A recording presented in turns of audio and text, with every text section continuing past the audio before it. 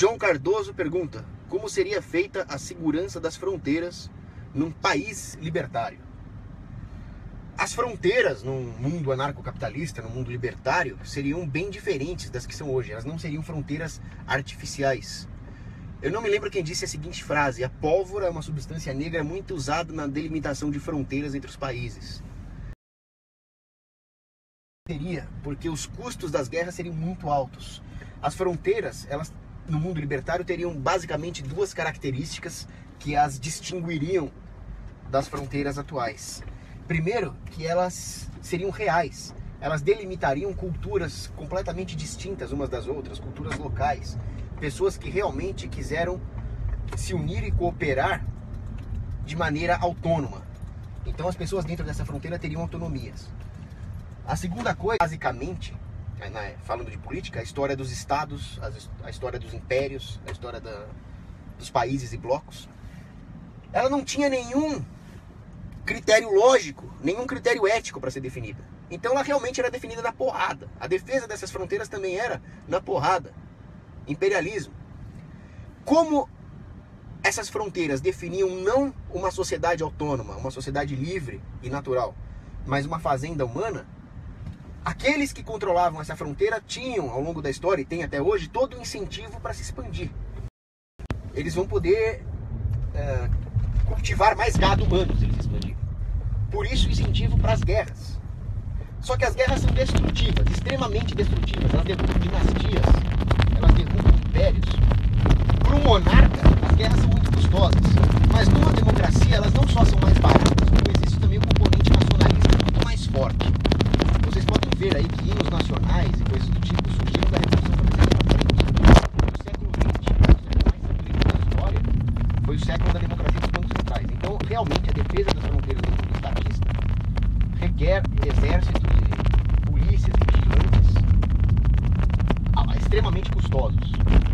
Além disso, não há uma lógica da imigração, porque aqueles que controlam essas fronteiras artificiais são instituições monopolistas e artificiais também. Agora, respondendo a pergunta de uma vez, como seria feito num mundo libertário? Imagina um condomínio que tem a sua segurança. Eles vão impedir pequenos invasores de entrar. As pessoas dispostas a entrar dentro de uma propriedade libertária, por assim dizer, invadir e fazer o mal, seriam muito menos poderosas e muito menos numerosas que hoje. Então, assim, os condomínios poderiam manter um corpo de segurança relativamente pequeno e relativamente barato em relação à economia deles. Por outro lado, grupos criminosos poderiam se juntar, cooperando entre si, para invadir um condomínio, depois invadir o outro condomínio. Da mesma forma que para quebrar um feixe de gravetos, você quebra um graveto de cada vez. Você não vai tentar quebrar o feixe inteiro. Agora, imagina qual seria o custo de transação para essas pessoas muito mal intencionadas cooperarem entre si e destruir uma sociedade autônoma e libertária. O mercado passaria na frente, o mercado teria uma vantagem. Os vários condomínios poderiam ter contratos de aliança para coordenar esses mesmos seguranças locais e agir conforme a necessidade. Assim como o corpo humano, se você se corta, todas as suas células brancas aí de defesa vão tudo para lá, para proteger. Os vários condomínios e sociedades privadas e pequenas monarquias libertárias que existissem no mundo libertário teriam um contrato muito parecido. Se caso algum grupo criminoso muito grande se juntasse para invadir um deles, os contratos de aliança seriam acionados e os corpos de segurança, de polícia privada, de exército privado seriam acionados para ir até aquele local. Além disso, haveria, sim, numa sociedade libertária, um esquema de guerra preventiva. Às vezes prevenir é mais barato do que remediar, né? Então, as agências privadas de segurança e as seguradoras contratadas pelos condomínios, pelas elites naturais locais, poderiam vigiar os grupos mal intencionados e desbaratá-los antes que eles fizessem qualquer coisa. Essa sociedade muito mais rica do que seria hoje, e com muito mais incentivos para ter uma cooperação natural do que tem hoje, já que hoje as pessoas mentalmente acham que tudo é do papel do Estado, eles desbaratariam os grupos criminosos de forma muito mais eficiente antes que o problema acontecesse. Que a guerra destrói. A maioria das pessoas perde com a guerra. Quem ganha com a guerra são as elites. Maquiavel dizia, por que não existe uma mudança concreta? Porque as pessoas que ganham com a mudança não têm poder nenhum. Hoje, a guerra interessa muita gente e essas pessoas têm poder. Numa sociedade libertária seria bem diferente. A defesa seria algo, em termos de preparação, rotineiro, e em termos de emprego, muito raro. A paz reinaria. Essa sociedade teria inclusive dinheiro para se preparar para uma guerra que nunca virá. Basicamente é isso, respondendo a pergunta do John. Agora tem mais uma porrada de pergunta aqui. O John de novo. Em caso de ataque, em caso de guerra, não tendo um Estado com controle de armamento bélico forte, seria a população que deveria lutar? O país não seria muito frágil a qualquer tentativa de terra? John, a população, ela não só teria armas, como ela teria especialização e divisão de trabalho, né? Então, da mesma forma que a sociedade inteira não precisa produzir aviões, existem engenheiros aeronáuticos para isso, a sociedade inteira não precisaria ser um especialista na guerra, existiriam soldados e policiais para isso. A diferença é que esses soldados e policiais ofereceriam seus serviços no mercado. Eles não seriam monopolistas. Mas a divisão de trabalho, se você privatizar o setor de defesa e de segurança, ela seria ainda mais profunda. Haveria uma espécie de corpo de super soldados. Mas que não seria muito grande também. Porque não interessa para uma sociedade ter um corpo grande de super soldados por dois motivos. Primeiro, que as guerras seriam raras. Não teria tanto mercado para guerra. Segundo, que um corpo permanente de soldados profissionais é uma ameaça à liberdade. Muitos cientistas políticos e sociólogos já pensaram nisso. A única maneira de impedir que um corpo de soldados de elite representasse uma ameaça para a liberdade e pervertesse essa lógica do mercado seria com o contínuo armamento e treinamento de toda a população em vários níveis. Então as pessoas comuns aí, contador, padre, freira, atendente de supermercado, teriam que ter um dever moral de treinar e se armar. Mas isso não seria obrigatório, porque o mercado ajustaria esse problema através de incentivos das próprias seguradoras. Depois surgiriam as milícias, aqueles soldados de fim de semana. Acima deles teriam um corpo de reservistas, que além do fim de semana ainda fica nativa a cada 2 meses, sei lá. Até chegar nos corpos profissionais de elite. Só que como haveria toda essa concorrência, todo esse problema sistêmico, dificilmente um deles poderia abusar do poder e virar um Estado. Mas não é impossível que isso aconteça. A única coisa realmente que pode nos proteger da volta do Estado é a formação moral da sociedade. Enquanto as pessoas compactuarem com a agressão da minoria, que é o indivíduo, nós vamos se ferrar. Deixa eu ver o que mais. Douglas Vieira, vai a merda você. Aí, pô, tem um monte de gente aqui. O Estado não existe desde os primórdios da humanidade. Se fosse abolido hoje, o que garante que em algum período de tempo ele não voltaria a existir? Pergunta o Adam Siqueira. Ô Adam, nada garante. Se um paciente tem um câncer, você vai lá e remove o câncer. O câncer pode voltar? Pode. Mas nós vamos remover o câncer agora, vamos fazer o que for. O Estado não existia e passou a existir. Então, o que nós podemos dizer sobre isso? O mercado falhou? Não, porque o Estado não existia, mas o mercado também não existia ou não era tão desenvolvido. Não estou falando de material. O principal capital humano é o capital intangível da moralidade. E as pessoas não tinham isso, não tinha ética judaico-cristã. No mundo de barbarismo, nos primórdios, era muito fácil que aparecesse um Estado. Agora, se pensa o seguinte, se a humanidade tiver educação moral suficiente para abolir o Estado e mantiver essa tradição, fica bem difícil para o Estado voltar, eu imagino. Só que o preço da liberdade é eterna vigilância, né? Eu continuaria com o meu fuzil debaixo da cama. Tem mais gente aqui. Fala sobre o Ciro Gomes. Ciro Gomes é um bom filho da puta. Só que ele é um cara que fala bem, é um cara que tem retórica. Você vê que naquele debate dele com o Rodrigo Constantino, ele ganhou, pelo menos retoricamente. E é o que a esquerda faz. A esquerda não tem as manhas de disputar contra os conservadores, contra os libertários, usando os princípios lógicos argumentativos. Se houvesse uma disputatione, como tinha nas universidades medievais, a esquerda ia ser varrida do mapa. A esquerda se vale mesmo da retórica, do marketing, das palavras bonitas. E o Ciro Gomes é um especialista nisso. Um keynesiano social-democrata da pior espécie, um bandido, vagabundo, como praticamente todos os políticos são. Dicas de leitura de economia e mercado, Vitor Rocha. Economia e mercado financeiro, ele pergunta. Bom, são duas coisas diferentes. As pessoas, às vezes, quando ouvem falar em economia, pensam que se trata só de mercado financeiro. O mercado financeiro pode ser analisado sob a ótica praxeológica. Então, se você quiser ler sobre economia, eu recomendo começar do começo. 6 lições de Mises, economia numa única lição de Hazlitt. Você lê os artigos do Mises, do Mises Institute nos Estados Unidos, do Instituto Rothbard aqui no Brasil, que é o mais puro que tem. Tem o Instituto Mises Brasil também, mas lá você vai encontrar muito artigo ruim, não é filtrado. O Instituto Rothbard é melhor. Aí você pode ler, por exemplo, Robert Murphy, falando sobre economia da segurança e defesa, teoria do caos. Muito bom livro também. Se você tiver a fim de uma leitura densa mesmo, aí você pode ler Man, Economy and State, O Homem, Economia e o Estado, do Rothbard. Mas aí você vai ver todas essas indicações de leituras, você vai ver logo no começo. Se você quiser ler alguma coisa em português mais avançada, lê os livros do Biratan Jorge Ório. Ele não é um anarcocapitalista, então ele comete vários erros, mas na parte econômica ele tem uma série muito boa lá, que são 10 lições. Aí você vai se interessando por vários pontos. Quando você fala de economia, você pode ir mais para a área da epistemologia. Aí tem livros bons do Huerta de Soto, do Hans Hoppe. Ou então você pode estudar catalaxe, intervencionismo mesmo. Ou então você pode querer estudar teoria monetária e ciclos econômicos. Aí eu recomendo muito Rothbard. O que o governo fez com o nosso dinheiro. É um livrinho pequeno, mas genial. Você aprende muita coisa ali de teoria bancária.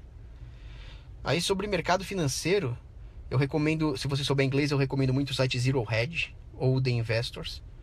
Livro, eu recomendo o Alexander Elder para começar. Aí ele tem outras boas recomendações ali. E esses cursos aí que eles dão na Bovespa também são bons, porque você tem que conhecer o mercado financeiro se você quiser investir. Sobre economia do mercado financeiro, análise praxeológica, eu recomendo The Tao of the Capital. É um livro que tem em inglês, mas é muito bom. Ou então você vê todos os artigos e palestras do Georg Guido Husserl, que ele fala muito bem do assunto também. Deixa eu ver outra pergunta aqui. Benjamin Anderson também, outro grande autor, que fala muito do assunto. Paulo Clemente, você acha que o Zancon e o Zancap poderiam juntar forças para acabar com o Estado e depois fazerem uma divisão amigável de terras? Não dialogue com o demônio. Não dialogue com o capeta. Os anarcocomunistas são massa de manobra. Eles não têm princípios morais, eles não respeitam propriedade privada, eles são o inimigo. Eles são o Estado. É muito mais fácil que o Estado se una a eles. Então, se os ANCAP quiserem se aliar com alguém, unam-se com os conservadores, os micromonarquistas, os separatistas, os católicos ultramontanos. Não vai conversar com o Ancon, que eles são inimigos também. Luiz Otávio, você é contra a imigração dos venezuelanos para o Brasil? E imigração em geral atualmente de pessoas normais, né? Exceto muçulmanos. Muçulmano é ameaça à segurança mesmo. Venezuelano. Os venezuelanos estão sofrendo muito na mão do Chaves, para você ver como que o socialismo não afeta só o lugar onde ele está. Ele afeta todo mundo que está em volta, ele afeta a humanidade. Por isso que se uma sociedade libertária... Imagina que o mundo é libertário. Se ele quisesse se manter assim, ele teria que combater qualquer foco de socialismo que surgisse, qualquer lugar onde o indivíduo esteja sendo injustiçado. Quanto à imigração de venezuelanos, haitianos para o Brasil, é muito complicado esse assunto. É um assunto muito complexo. O problema é que, dado o coletivismo urbano que surgiu pelo fato de as autoridades municipais, estaduais e federais atropelarem as autoridades naturais locais, isso faz com que qualquer movimento migratório represente custos em forma de externalidade negativa que os cidadãos não podem arcar. Porque as ruas são estatais, os parques são estatais, a infraestrutura é estatal, querendo ou não. Então, se houver um movimento migratório, isso vai gerar um caos urbano. Isso já aconteceu no Brasil. O intervencionismo de Vargas, né, o trabalhismo, expulsou os nordestinos da sua terra, porque com o salário mínimo eles não tinham como trabalhar ali, vieram em massa para São Paulo. Destruição total de São Paulo. Crescimento desordenado, criminalidade, diminuição de padres per capita, como lembra o Cristiano Quioca. Isso é uma tragédia sociológica, muito mais do que os neo-ateus podem imaginar. Então, se houver um movimento de massa dos venezuelanos para cá, vai ser a mesma coisa. Vai ter criminalidade, vai ter desordenamento urbano e você não vai ter uma recuperação da Venezuela. Então eu sou contra a livre imigração, sim. Mas aí você vai fechar as fronteiras, o Estado mandando, o Estado artificialmente mandando. Se não houvesse o Estado, os bairros privados iriam se proteger. Já que o governo não deixa as pessoas fazerem isso, então que pelo menos ele faça o que nós faríamos sem ele. Essa é a resposta.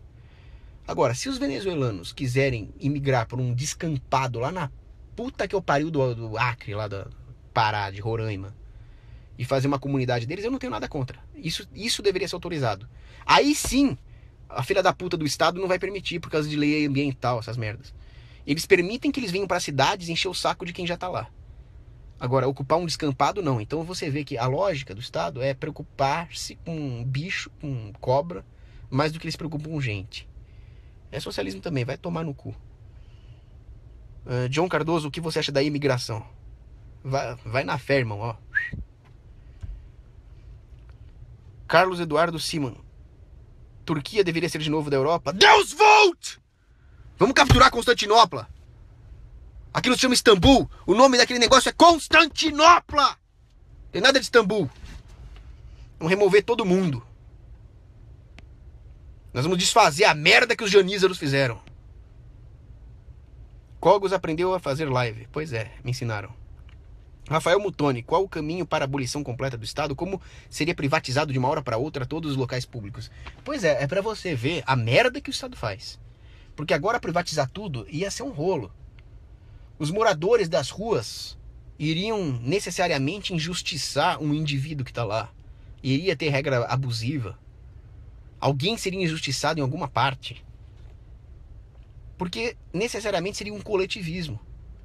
O mundo teria que ter evoluído naturalmente, a partir de contratos naturais, a partir de aglomerações naturais, separando e juntando, juntando e separando. Agora seria um rolo. Mas esse rolo tem que ser feito. É igual quando tem a crise monetária. Tem o boom e tem o bust. O bust é uma merda? É. Muita empresa vai à falência, muita gente desempregada, tudo vai mal, as pessoas sofrem, tem que fazer racionamento de comida dentro de casa. A filha quer um vestido, o filho quer um brinquedo, não dá. Mas o bust é necessário. Porque se você injeta moeda na economia e prolonga o boom, o bust vai ser pior. Então quanto antes acabar com essa merda desse Estado e privatizar tudo, melhor. Porque depois vai ficando mais difícil. Mas ninguém falou que vai ser fácil. Vai ser rolo, vai ter um custo de transação altíssimo. Só que esse custo de transação ainda vai ser menor do que o dano de continuar tendo o Estado, que isso pode ameaçar a sobrevivência da espécie humana. Daniel Grédio, falei o nome certo? A Igreja Católica matou pouco na Inquisição? A Igreja Católica eu acho que matou pouco na Inquisição, embora alguns abusos tenham sido cometidos porque os membros da Igreja são falíveis. A Igreja guarda o tesouro da fé, existe a sã doutrina, a Igreja é auxiliada pelo Espírito Santo, então os dogmas são infalíveis, mas os seus membros podem cometer abusos. O problema é o seguinte, quando um membro da Igreja Católica comete um abuso, ele não está agindo de forma cristã, de forma católica. E aí as pessoas pensam que aquele é o agir católico, e não é. Ele age errado justamente quando ele não está sendo católico. Só que a Inquisição matou pouco, realmente. Houve abuso de alguns. Houve. Torquemada, sim. Savonarola, Girolamo Savonarola, sim. Só que foram os próprios católicos que acabaram com a festa do Savonarola. Porque o Savonarola, no final das contas, era um herege. Muito pior do que qualquer herege que ele perseguiu. Mais uma vez, agindo de forma não católica. Agora, que tipo de gente a Igreja Católica combateu na Inquisição medieval? Gente da pior espécie. Os hereges cátaras que matavam mulher grávida, por exemplo. Aí depois veio a Reforma. A Reforma foi uma tragédia para a humanidade. Expansão brutal do Estado. A Contra-Reforma agiu de maneira brutal algumas vezes. Noite de São Bartolomeu. Sim, mas a Noite de São Bartolomeu foi principalmente um ato estatal. O rei lá era católico, mas ele agiu como rei, não como uma igreja. Esse é outro detalhe. E no final das contas, a Inquisição medieval representou um avanço jurídico, porque antes da Inquisição era disputa por combate. O rei não ia com a cara, matava.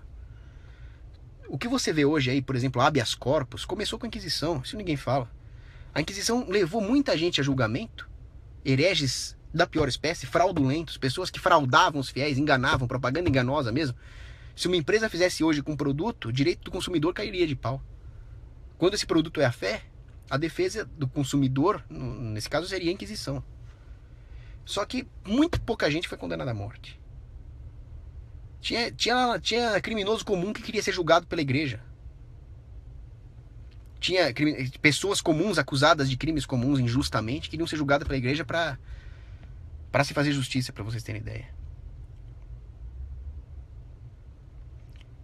Aí, bom, tem um monte de pergunta aqui. Eu vou parar por aqui, depois nós podemos falar mais. Daniel de Lima Bater é a puta que te pariu. Ó, aí tem gente falando do Oriente Médio, liberalismo contra libertarianismo, monarquias tradicionais, é muita coisa. Eu tenho coisa pra fazer, mas vou terminando por aqui. Um grande abraço às pessoas que assistiram a isso de boa vontade. E um beijo pras meninas. Até mais. Como é que conclui essa pirosca aqui? Acho que é aqui.